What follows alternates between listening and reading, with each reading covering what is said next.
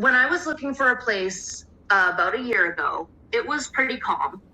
It was not what it is right now. It's a landlord's market when it comes to finding a place to live in Calgary. With some applicants waging a bidding war, they're doing what they can to stand out from a sea of applicants, all looking for a place to call home. So we have some people say, well, what if I pay 6 months upfront or 1 year upfront, right? So those we are definitely more attractive, right, to certain owners. Some owners, it doesn't matter, right, as long as they've got a, solid working history. Leo says renters with pets, families, or young children are having the most trouble finding a place. She says rentals in the inner city are always in high demand, but that demand is now spreading to suburban areas. She says potential renters should lower their expectations and up their budget as the rental market continues to grow. People want to rent these days because they don't want to be tied down.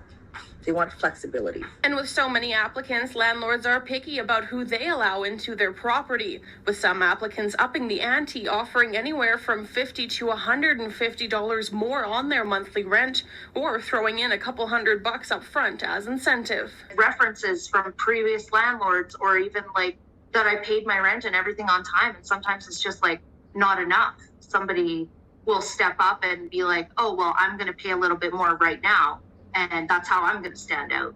Not everybody has that $250, $500, or even just to casually up their rent monthly.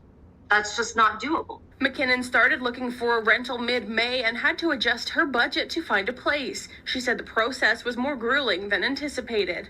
Having the dog, I expected, but to have people turn me away because I have an 11-year-old son, which happened a couple times, them saying, we don't want to have a kid living in the suite. McKinnon says she eventually found a place by applying in person and says being personable in your application will help out, something Leo echoes. It's always a bubble that won't last.